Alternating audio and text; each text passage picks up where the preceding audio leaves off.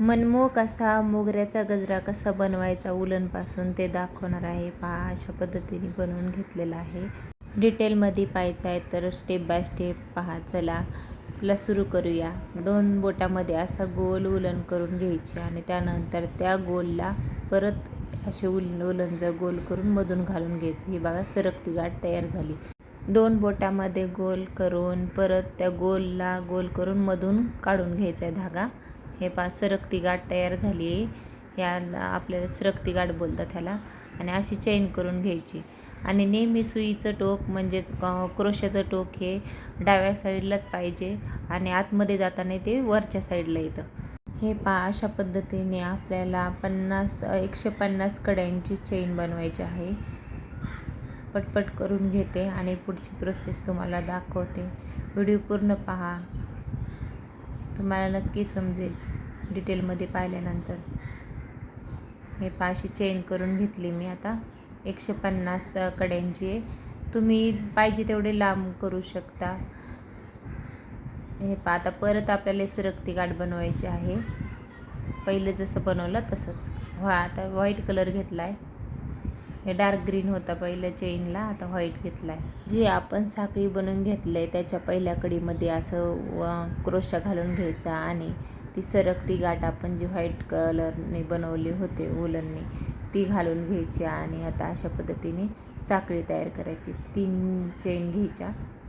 एक घेतली, 2 आणि आणखी एक 3. आणि यानंतर आपल्याला हे एक्स्ट्रा झालेले काढून घेऊया. 3च पाहिजे आपल्याला. हे पहा, एक्स्ट्राचा धागा कट करून घ्यायचा आहे म्हणजे तो मध्ये येणार नाही.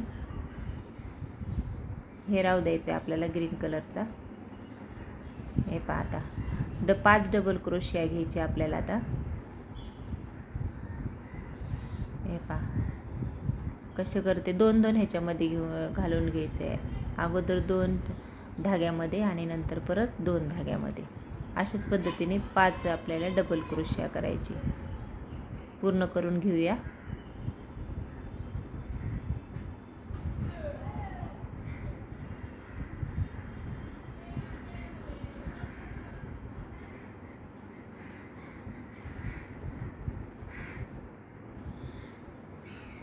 हे पहा, आता आपले